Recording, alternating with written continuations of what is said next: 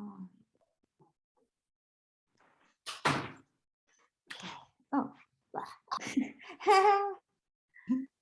Maria, how are you? Nice to see you. Oh, Maria, are your thing is off? Is it your microphone is off? Is it? Let me see. I didn't hear you. It should be on. Oh, you're working now. You're on now. Hi. Oh, so nice seeing you. Nice to see you too. Nice to see you. You know Pauline?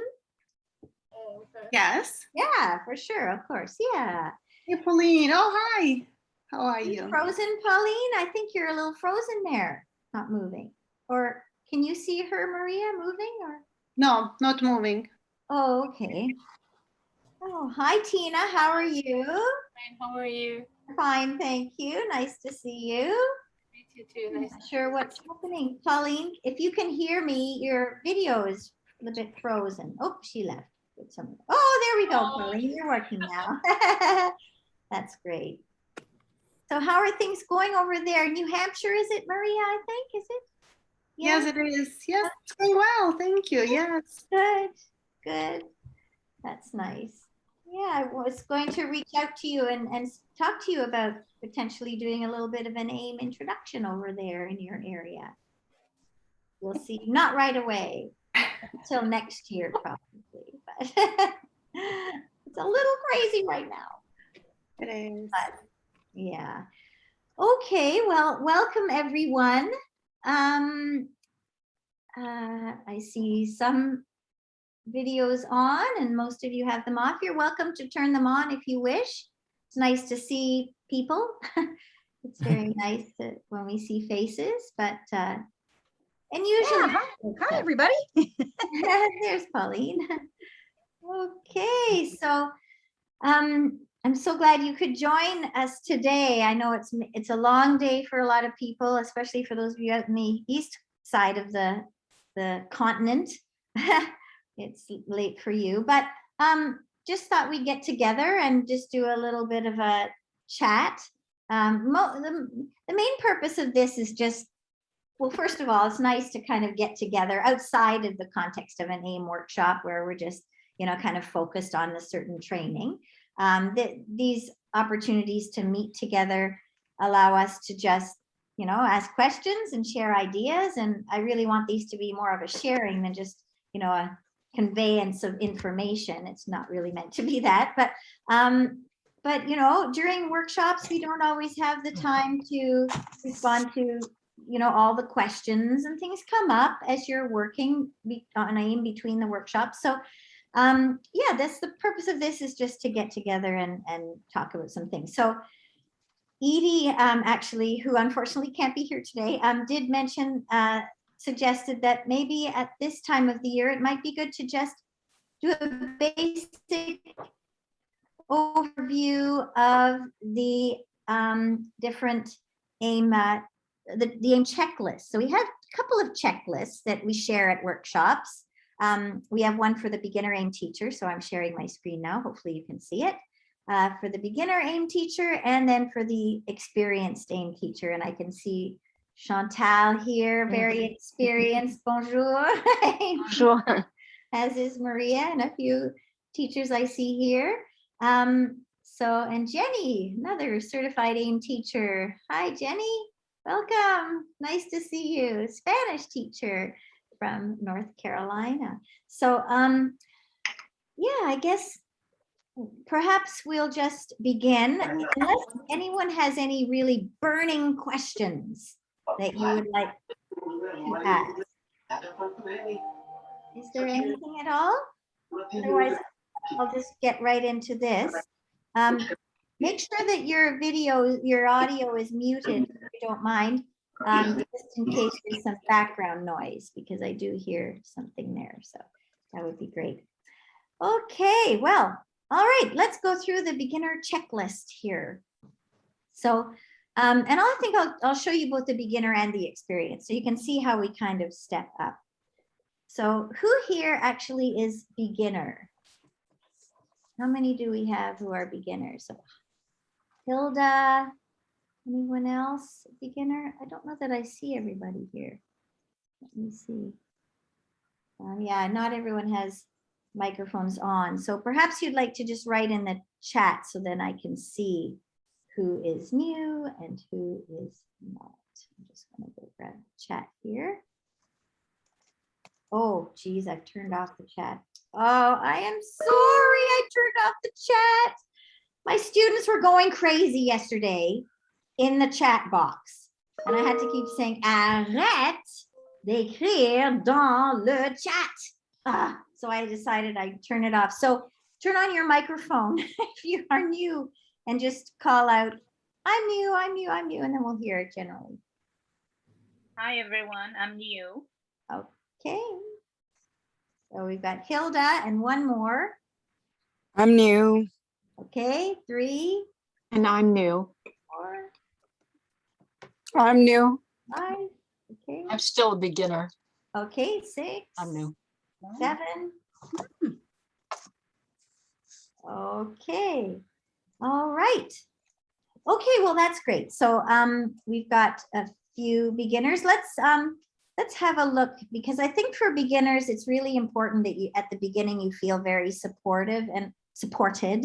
And I'm so glad to see some very experienced teachers here. It's just lovely that you guys have joined us, because I know you have a lot to offer our beginner teachers.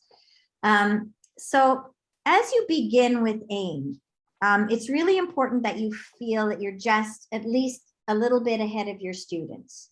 So in doing that, it's nice that you can hopefully, and through attending a workshop, you typically will go over all of the gestures for the first 30 activities. Okay, so there are about 100 activities in every teacher's guide. So familiarize yourself with the bulk of the gestures through the first 30 activities, if you can, and you can do this through the workshops that we have. But but at the very least, it's good to just be at least 1 or 2 lessons ahead of your students, so you feel that you have a little bit of a head start over the students, and you're familiar enough so that you can be comfortable in using those high frequency words. Any comments, Pauline, on that at all? Pauline's joining us, I don't think.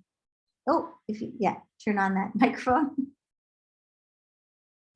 Yeah, I remember, I mean, I've been doing this for so long, but I still remember what I had to do as a brand new AIM teacher. I mean, you never forget it, right?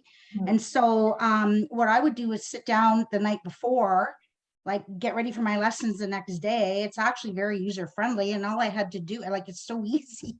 Wendy's got it all laid out for you in the teacher's manual. I just sat down and watched Wendy and learned the gestures, and then read the bold font in the teacher's manual with the teacher prompts, and would practice that with the gestures embedded, and I was ready for the next day. So yeah, that's I agree. It would just, the first couple of lessons, because you don't always get through like activity 1. It depends on your kid. You might not get through activity 1 in one lesson. You might have a great group of kids that you can get through activity 1 and get into activity 2 as well. It depends how long your lessons are as well. But I mean, I still remember that's how I did it. And it was the most fun. I was going to say funnest, but I don't even know if that's a word.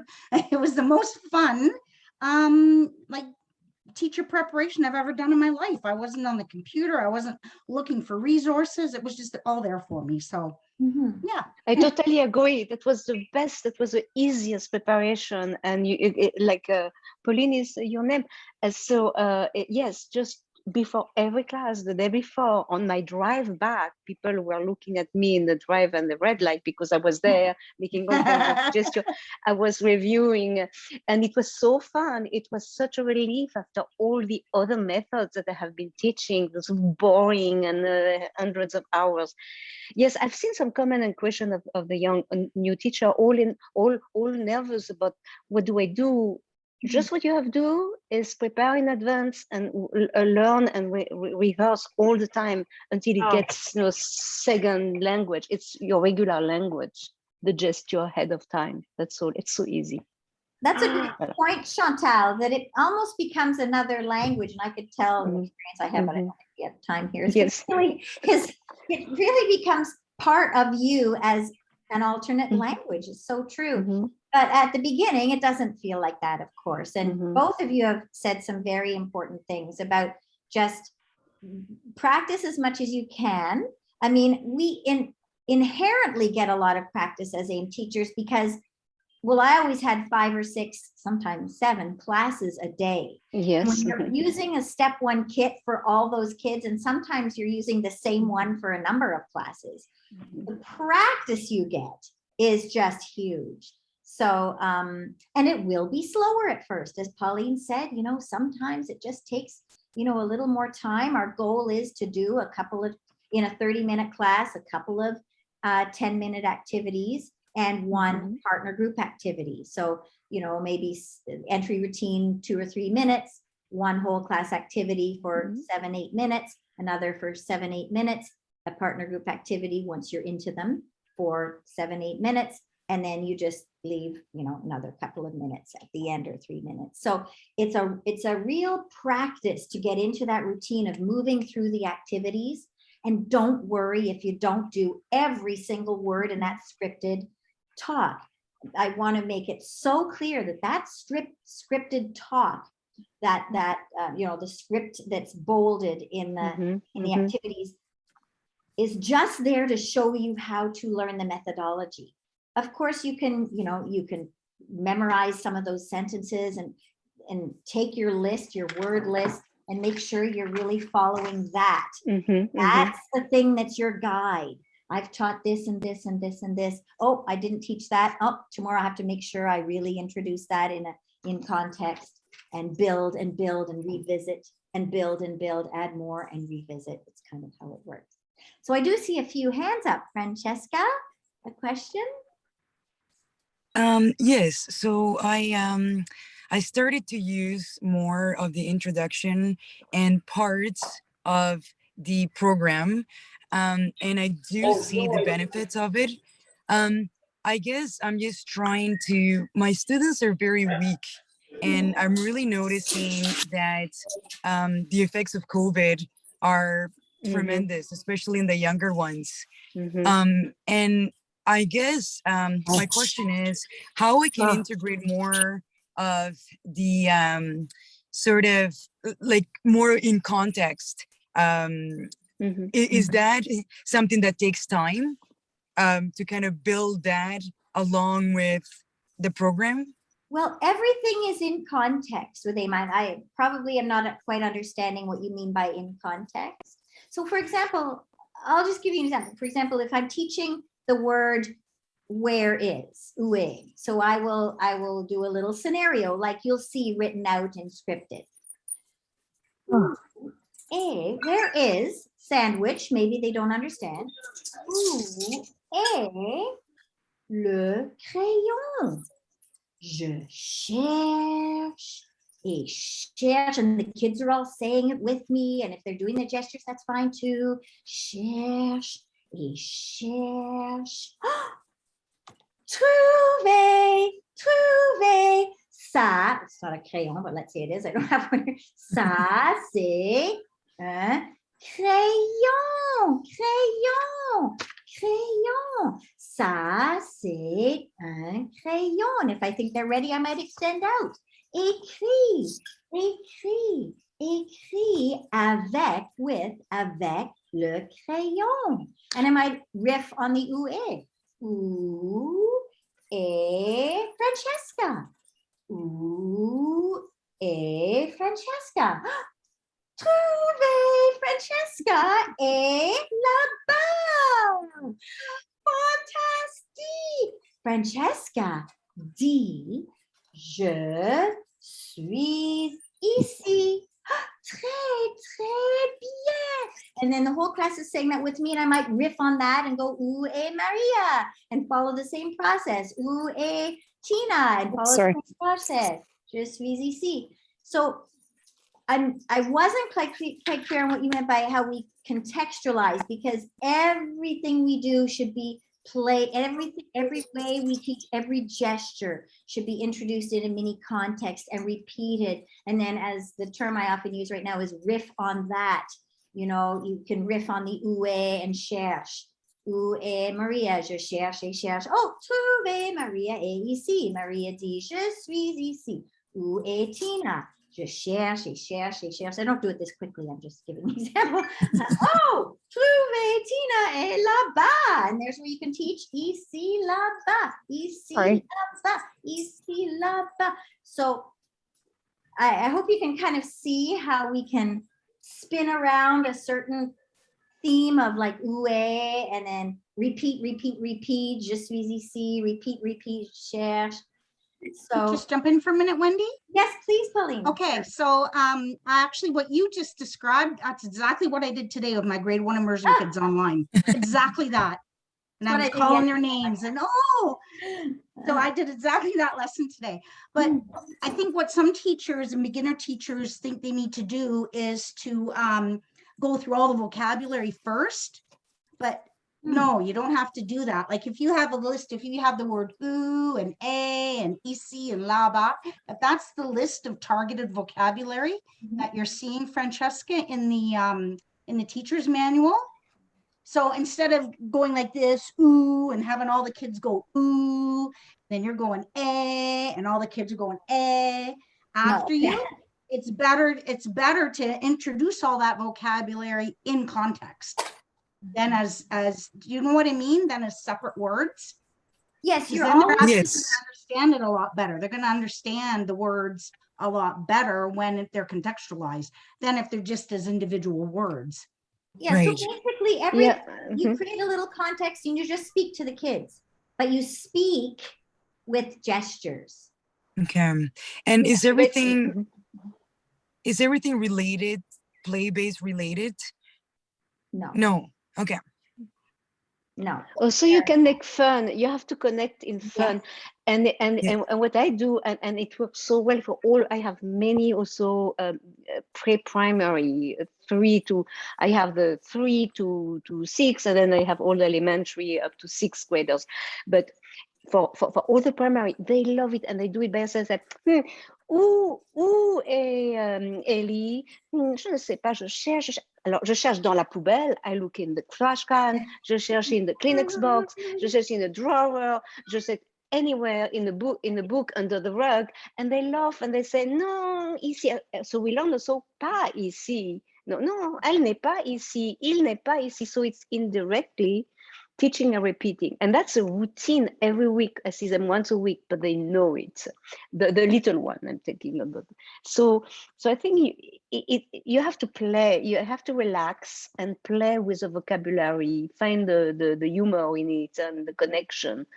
And just don't be so serious. I mean, just relax. It's fun. It's a connection and it's a trust.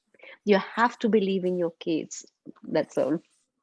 I'm just going to pop in again too. I did when I was doing Tom and se lève and s'assoit and all of that targeted vocabulary, I'll show you what I did online with my kids just very quickly.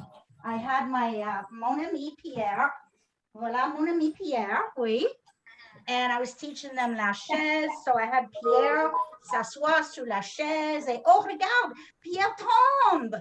So I was using this to have the kids, and I said, okay, tout le monde parle à Pierre. Aide-moi. And it's a Pierre. So we'd all look at Pierre and say, Pierre, assieds-toi. Pierre se lève. Pierre, assieds-toi. And then they'd go down and say, oh no, Pierre tombe. Oh, so I was using my teddy bear to help them with my gestures. And of course, that's grade 1, but I mean, that's just another example of how you are contextualizing the Yeah, vocabulary. that's fantastic. Fantastic, Pauline. I love that. Well, you and Chantal both mentioned how humor is so important, and you don't have to. There's one scenario that I had that the kids. I think someone has a very loud background noise. Perhaps you could turn off microphone. There we go. One of the activities that I do in teaching met and enlève, for example, it's in the kit, and I just did it yesterday with one of my classes. Met la marionnette sur la, and you have to, in gesturing at the beginning, it's very important to do it slowly enough so that kids can keep up with you. And you have to do it slowly anyway because you're new, so no need to worry. So I would start out, ça, c'est une marionnette. Je mets. Now this isn't obvious, so I always sandwich this one. Mets, put, mets la marionnette sur la tête. And I often look for ways to rhyme as well. Rhyming is huge in English. So marionnette sur la tête, sur la tête, marionnette. And the kids play with that. And so sur la tête. Maintenant, and I extend my sentences. I don't do, I try to provide as broad a context as possible for the kids, not just mais une autre marionnette, mais la marionnette. I try to broaden it a little bit. So mais une, and this is a great opportunity, autre, very high frequency word, autre marionnette sur la tête. And then I'll start to count. 1, 2, 3, 4, 5. Whoa, no, and I usually get to 10, but obviously I didn't. And we get up to 10, and then tombe. Oh no, les marionnettes tombe. Tout le monde tombe. And then we all fall, and tout le monde se lève, s'assoit. And then I do it really quickly. Se lève, s'assoit, se lève, s'assoit, se lève, s'assoit, se lève, s'assoit, se lève. And then they're laughing and they're shouting it out. And so again, you guys provided great examples. Just one more. Humor is so important. It engages the kids. It activates their brains. It gets them wanting to predict and have fun and laugh. And one important thing it does, connects you to the kids. You want them to do what you want them to do in the class as a teacher. The stronger connection I feel that you can build with those students, the less they're going to be, distracted or silly or act out, because they love you. They want to learn with you. So Pauline. Oh, Pauline. I have to leave. It was nice to see everybody, but I'm tutoring tonight, so I have to 24 hours. I have to jump out. So I'll see all of you on Parler avec Pauline, and the next time we get together. Thank you so much, Pauline, for joining us today. Au revoir. Yes, so Tina, une question. Oui, j'ai une question. I have, it's not only grade 1, 2. I have whole 150 students in different level. I have 3 years old, 4 years old, 5 years old. That I don't have any problem, because usually I do the cours, marche, saute. That I'm fine. But with grades 4, 5, 6, when I do different play, I cannot remember all the gesture. So for example, for Shangora, I know I am familiar with the book, but my grade 6 now this year, they are doing Shangora because they are very advanced. So I can't do the gesture because I don't remember. Is it okay to show DVD only and go through the gesture and just and then put it in the context and sentence for them? I typically don't recommend the DVD because it doesn't allow you the flexibility to stop, ask questions, and so on. Now, Tina, when did you start using AIM? I can't really remember. 2008. Oh, 2008. Okay. Well, I mean, as we build up through the kits, you build your gesture knowledge. Included in the Shangora kit, there are a lot of the basic gestures included. So perhaps you could just focus on learning those new gestures. Now, if you still feel that it's just impossible. Now, are you gesturing all day, all throughout all your class, with the whole class? No, like I go through, mostly I am very familiar with La Poule Ma Boule, Le Petit Chat, Chef Une Famille, Trois Petits Cochons. These are like a kind of vocabulary that goes together. But the things that I figure out with grade 4, 5, 6, like especially my grade 6, when I put your DVD, they have blast, they have fun, like they love to see and do crazy things with that. Right. The problem with the DVD is there's no context to it.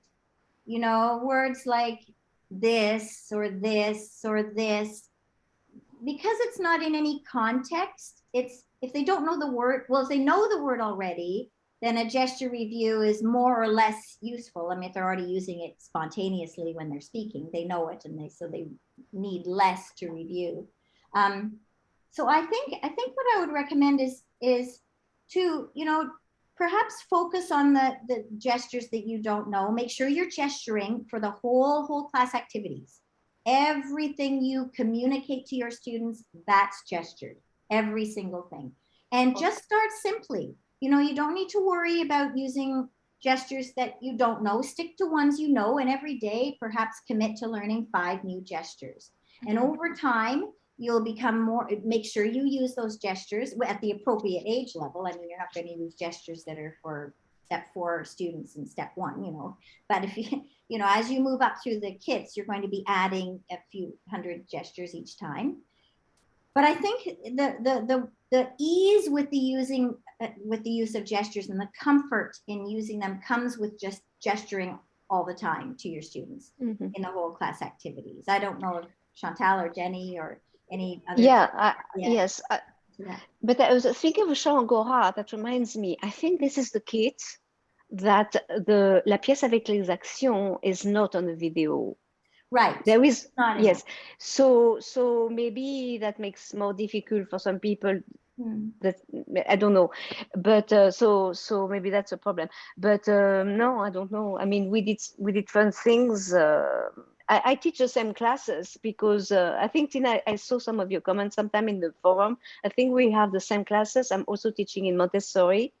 So also I have, you know, the 3, 4, 5, and we go up to 6 included. You go further, but and so I have mostly the same classes and the same restrictions. Sometimes we can't just pull them out. So we found a good balance. But I think gesturing during it's very important because they speak. I don't see how they would speak and develop the oral skills if there is not you gesturing all the time. And then you can relax when they do the activities. But it's really, I mean, it becomes a second language, would like to say. But I have a problem. My problem is, and I don't know if other people have, is I can't get them to work on the portal. And I keep sending letters to the parents. I have maybe a fourth of the parents being serious and reminding, and those kids are amazing. The people that have the opportunity, I mean, it's just amazing. They're so fast and they're so good. And then we have a fourth. A fourth. So how many other fourths are there? 3/4 that are, no, how many? If 1/4 is working on the portal, 3/4. Well, not good in math. 3/4 are not. I don't know. How do you convince parents? I mean, I send your letter, I send my letter, I send your letter. I mean, I'm so frustrated with that. Yeah. Any ideas? Anyone? Yeah, I was just gonna say, maybe if you are having some students who you're seeing great success, like I think, and I know at my school, I don't have a lot of parents, like parents aren't very excited or care very much about French. It's like, you know, and I think that's true in a lot of schools. Maybe if you have those students who are making these great gains, whether that's like maybe a year ahead or even in the same year, like you could send an email with a video of that student and just show like what this has done for them, you know. And you could even have like parents of former like students saying like, I didn't know if my kid would like, if this was worth it, but they started doing it a couple times a week at home. And I'm amazed by like what I see, and having those testimonials, I think is the best like advertisement, and it might get some parents to buy in, because if they can actually see like that what you're seeing, then they might get excited about their kid being at that level too. Well, actually, we thought about that, and my headmistress, actually, she was very nice because she's putting on her website, she put, oh, we did a fantastic Shangora last year, and I was so proud of that with the mask. We always share, and we have a room, a few videos that we showed. I had my website, and they could, well, it seems that some of, I don't know, I am in the United States, I don't know, it seems that people here, they feel that they don't need to learn another language, and they are not going to push their kids, to do their French homework. They're very serious about all the all the regular classroom curriculum doing their homework. But I think too many, maybe between 3/4 and half of the parents are not pushing enough, and it's very difficult. Mm-hmm. I found out some of the parents, actually, mostly I figure out in private system, as I'm seeing my school all the time, they don't, and this is upsetting actually, you pay that much money to your children, to your school to learn, and some of them, they came right away to me, don't push my child, straightforward. Yes, exactly. Don't push my child.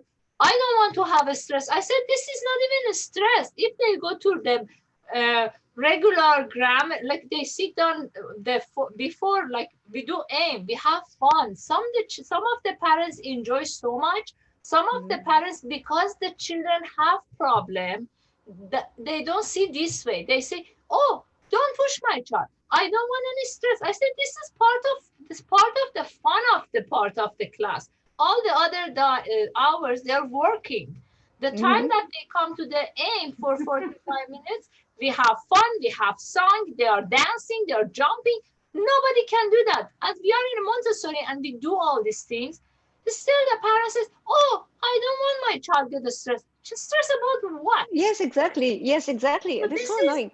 Unfortunate is the parenting, I think. This is and most of my parents that the children have problem, they came to me. That Wendy, one of them, they came to me, and right away I say, okay, this is the program. Wendy is online. Go get it. Don't use any other tutoring because the tutoring doesn't help her.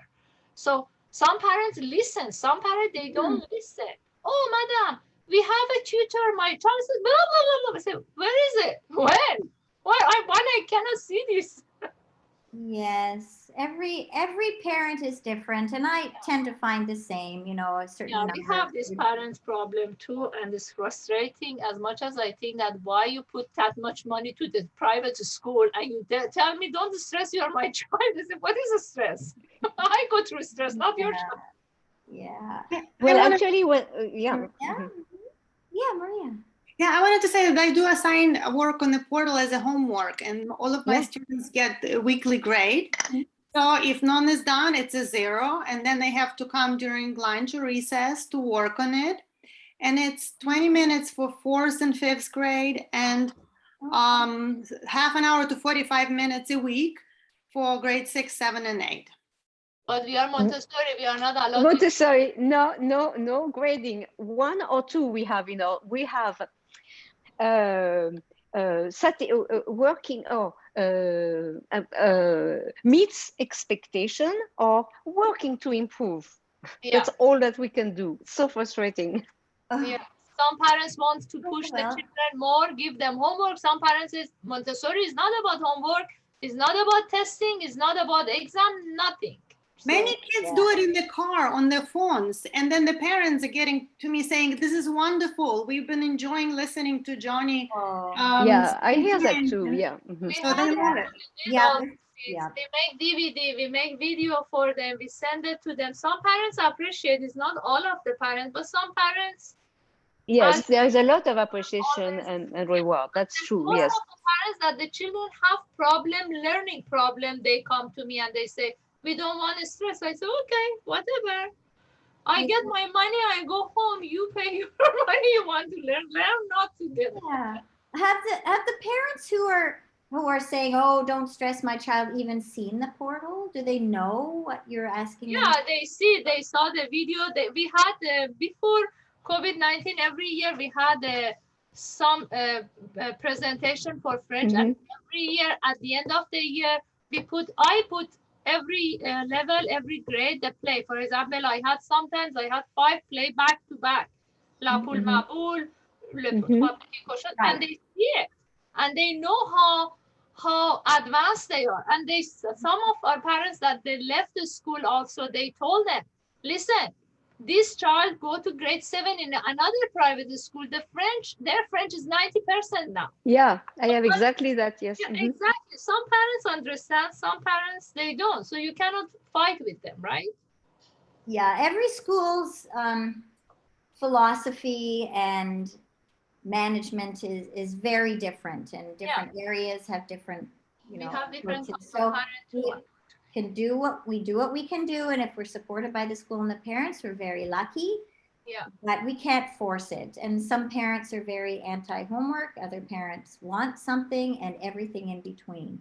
But I can say from my personal experience that when students do spend that extra time, I have seen a significant improvement, especially when, like right now, I only have them for 2 hours a week, 2 1-hour classes. And when they're watching in between, I can really tell the students who are looking. But for homework, when it comes to homework, unless it's a policy of the school, and it's a requirement, it can be a policy of the school, there's no homework. And like Montessori, it can be a policy of the school that homework is required. In previous schools, I've had that. And then everything in between. So we just have to work. We can offer it. That's great. And I love Angela's idea to, as I do, with everything we do with AIM, we want to really support and praise those ones that are doing well and celebrate that. And so perhaps, with the permission of the parents, upload it to your website and share it. Oh, fantastic, so, and whoever it is, this student's been really working hard, watching the portal and doing whatever else in class, of course, and making such great progress, wanted to share this, whatever the child is doing, story retelling, or I don't know what they're doing, but whatever it might be, want to put on the video or show their written work. It's nice to celebrate that without making others feel bad. But I think I do that with my students in class a lot. I'll share some students' exemplary work, and others, I think it's important for others to see that, this is what we're looking for. As much as I model for the students, 3 times, usually model an activity, that's not seeing what their peers are doing. And I love that, Angela, to share with the peers what they can do if they're not. We have curriculum night, and this year show them whatever my last year students, the year before, their writing, story writing, the play was on the website. They show them everything. I'm just saying, some, like, not every parent, but some parents. And I don't like when I give, like, actually I found out before I was giving homework, but I just figure out, no, they don't do the homework themselves. The parents, if they know a little bit French, they help them. So I just say, okay, forget about homework at home. You are going to stay in the classroom with me, work in the classroom. Yeah. Kind of pair language, partner time, they get a partner and they work together. So that's the most important. I mean, in my mind, the time in class is my opportunity to teach and have students practice. That's the most important. And so we have to make sure students are listening, are participating, you're delivering AIM to the best of your ability. And without homework, I've had great results. I just do notice that extra bit, especially when you don't have them every day, is highly beneficial. No, I have everyday French with them, so I'm okay with that part. It's at 45 minutes every day, 3 days a week. 3 days a week, 45 minutes, I think is okay for them. It's enough for them. Wow.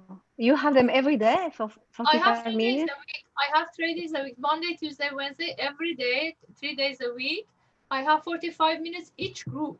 Very nice. And I make it group by group, so they are not so busy. It's okay for me to work partner, and they finish usually their homework. But some parents, they tell me not to push my child. Some parents, they say push.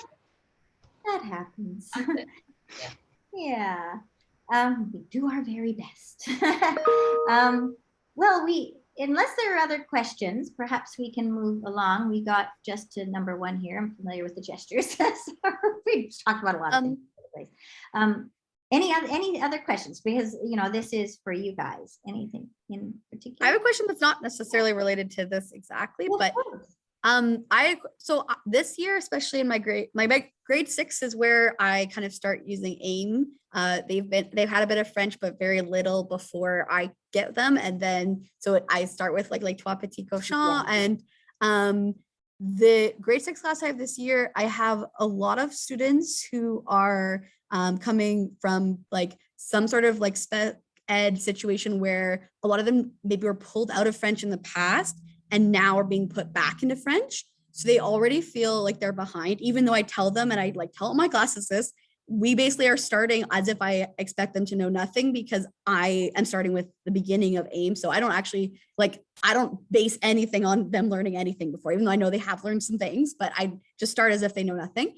And, but there's a lot of anxiety I find in that group.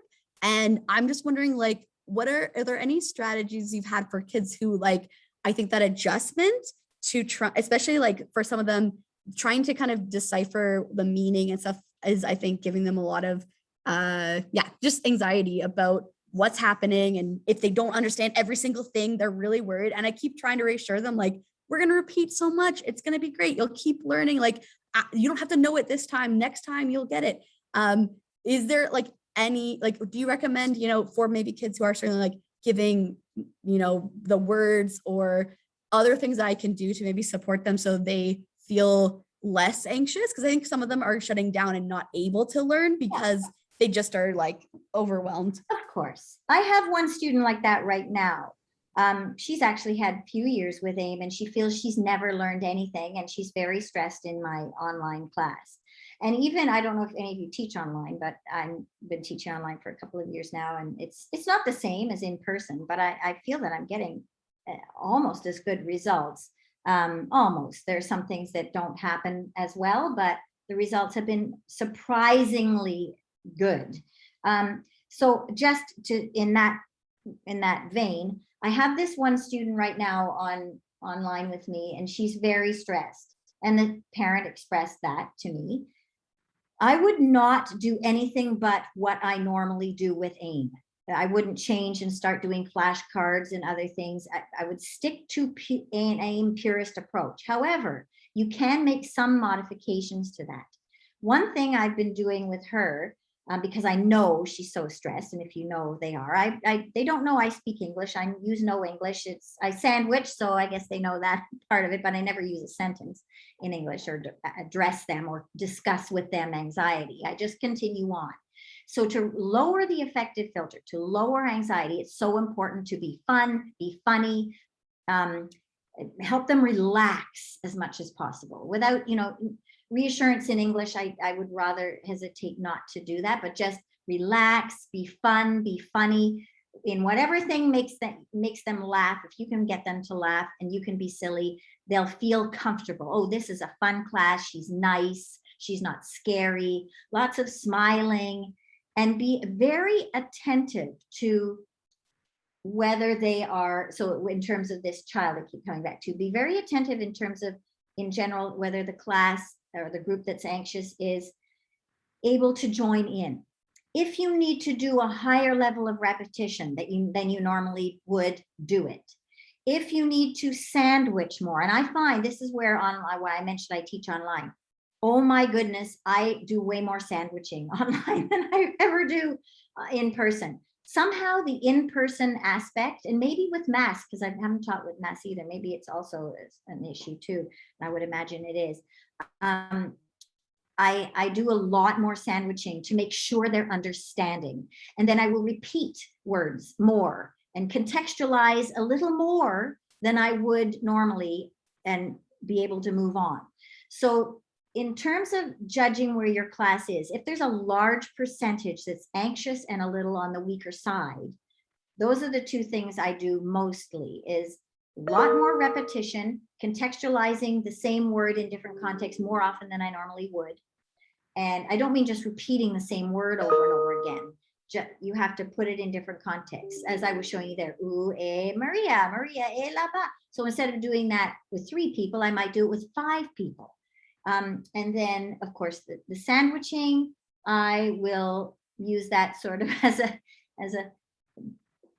not I mean, as a last resort, but if it's necessary to sandwich a little more so that you see they're feeling comfortable. And then when you do gesture reviews, make sure they're all joining in and saying the words with you so that they feel they're participating and being successful. And choose simple words at first, like viens, va, you know, viens ici. And you can get someone to up, you know, lève-toi, Maria, lève-toi, viens ici, marche, marche, marche, viens, viens, cours, cours, viens ici. And so using the words in different contexts will help to relax them, I feel, a little more than if it's a bit more abstract, if you can make it so concrete at the beginning. Lots and lots of concrete things. Ça, c'est un chien. Ça, c'est un chien. Le chien dit wouf. Le chien dit miaou. Non. Le chien dit wouf. Oui, ça, c'est vrai. That's right. Ça, c'est vrai. Tout le monde. Ça, c'est vrai. Ça, c'est vrai. Ça, c'est vrai. Until they're, you know, being silly with it. So all kinds of things like that, where you're working and playing with the words is very helpful. Just, I think the main point I'm trying to make here, Angela, is help your kids to relax, but try to do it only in the target language so that they're feeling success with it. Any other burning questions? Well, let's just go through let's just touch on all the key concepts for gestures before we go today. So familiarize yourself with as many as you can. I say the first 30 because we do between 30 and 50 in the first AIM training. So, you know, you will be, after an AIM training, familiar with the 30 gestures. Make sure students always speak with you and not after you. So basically, you don't advance in your gesturing unless your students are speaking. So when I'm going,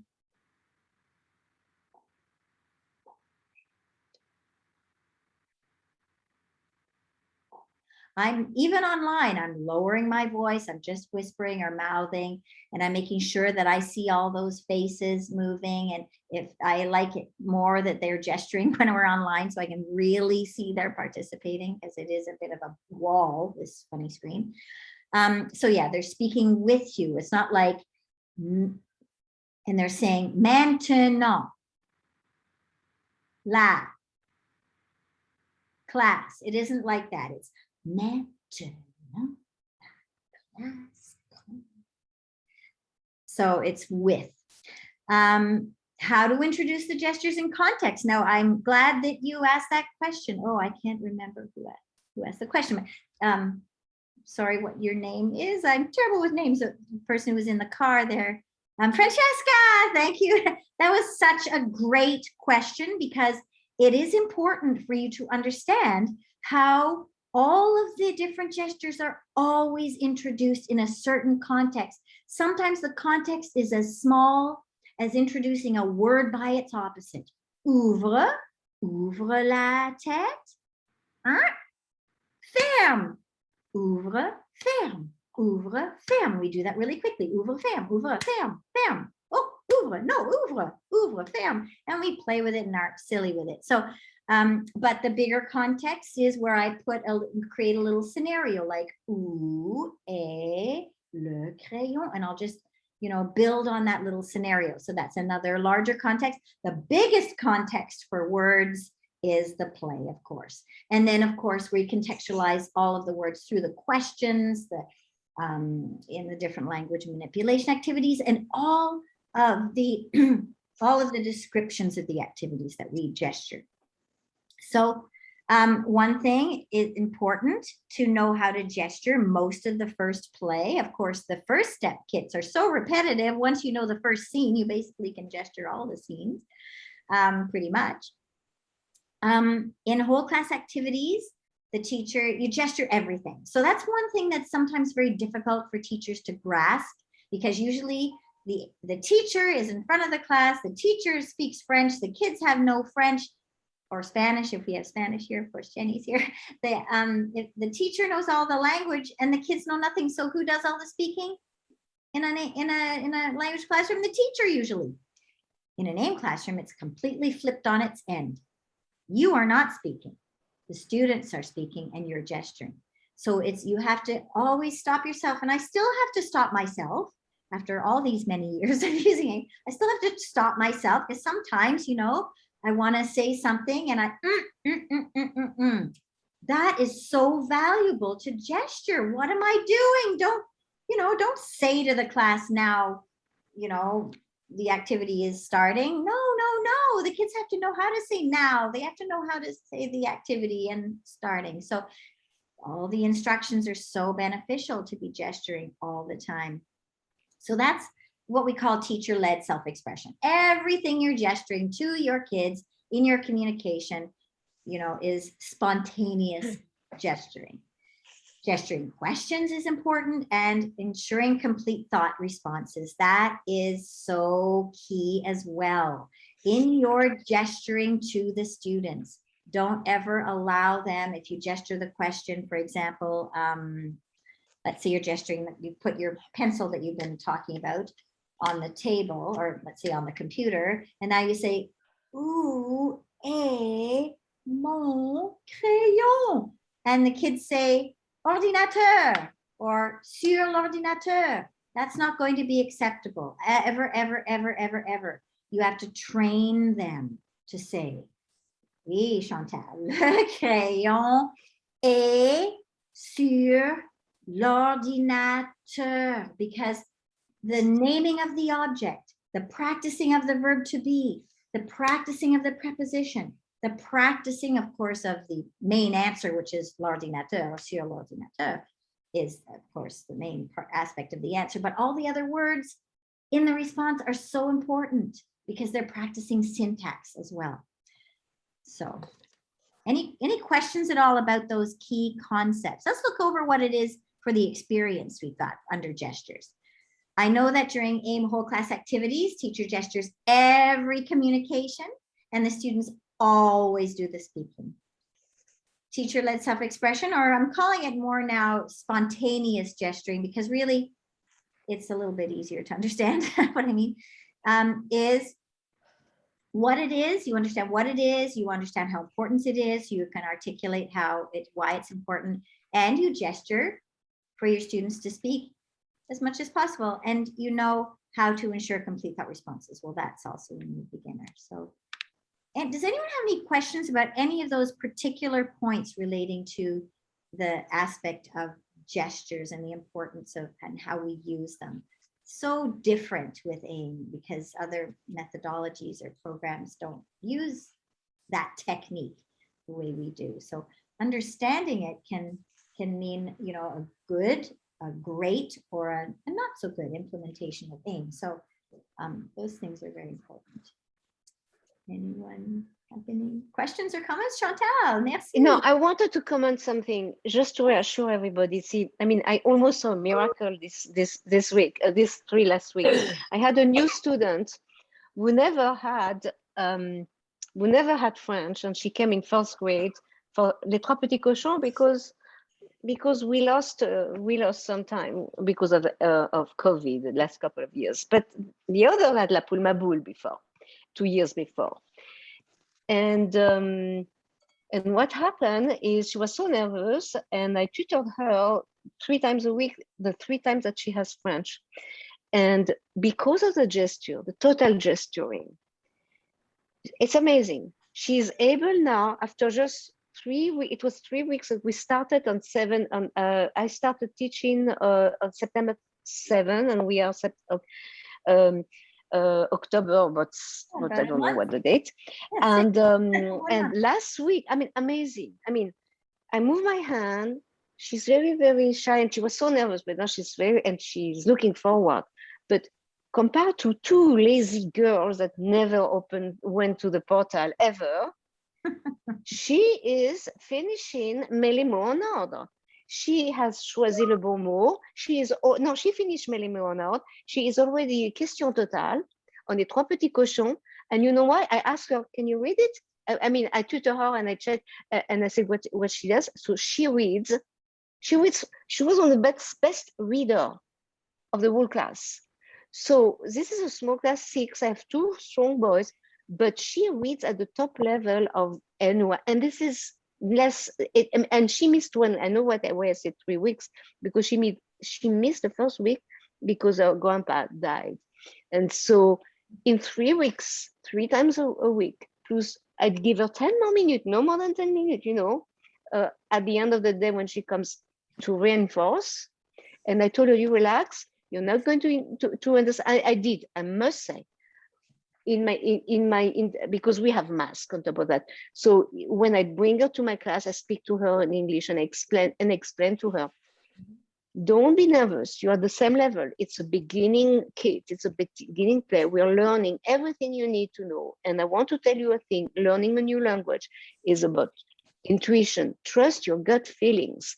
You don't need to know exactly what everything means. So I relaxed her. I did speak to her. Mhm. But since that, she participates, she understands, and I'm amazed. I mean, I'm just amazed. Thank you, Wendy. Oh. I mean, everything is in your methodology. Everything is in the gesture and the repetition and the way how it's built progressively, and how the choice, the pattern language, but also how slowly we build on everything we learn. And this is amazing. I mean, and she told me her parents are so, I mean, they have no more, they can't believe it. Wow. So just that it's there. You just have to just trust the method and the gesture. Thank you, Chantal. Isn't it true? And how nice of you, and something I meant to mention as well. I thank you very much for mentioning that. For new students or students who are nervous, sometimes what I have done in the past is to offer additional classes, even for 15 minutes. And I would do it twice a week, in the morning before school, or sometimes at recess if students couldn't make it before, they're already at school, and we work together at recess just a couple of days a week. And that extra time to spend some more individual time with you. I mean, it was small groups because it was just a few kids who were new. They would come, get to know me better, I show how much I really care, that they learn, and take them through some of the basics of the AIM, early kits. Now these are for kids who would come in later, like I had my grade 3 class, they're like immersion kids, or grade 4 class, they've had it since grade 1.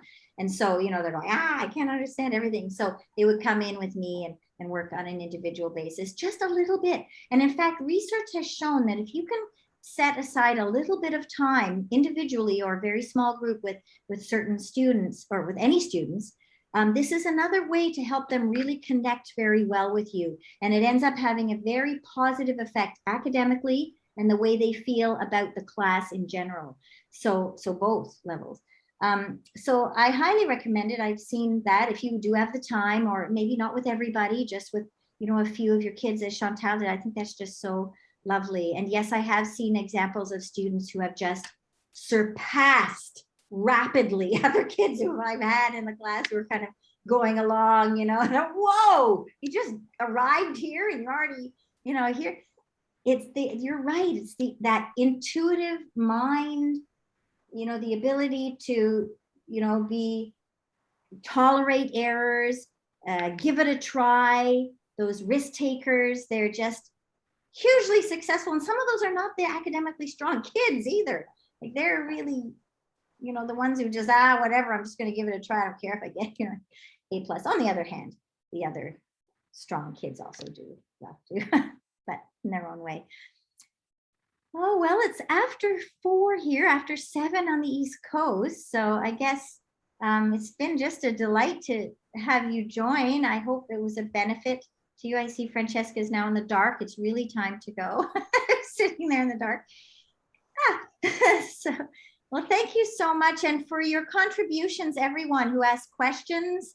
Those are the most important things. I mean, I can look through the lists and everything, but it's all important that this is for you. You have your questions, and I hope that all of us who answered the questions helped you move along a little further in your understanding. It's a process for sure. It took me a long time to figure out, you know, how to use AIM well, and for everyone, it takes a while. So we're always still learning. I still am learning. So thank you for joining. Thank you so much, Wendy. Thank you. Thank Thank you, you. everybody. Have a nice Bye. evening. Thank you. Au revoir. Au revoir. Au revoir tout le monde. Bye. Au revoir tout le Au monde. revoir. Merci beaucoup, Au Wendy. revoir. Merci, merci. Merci à tout le monde. monde. Merci Wendy. Au revoir.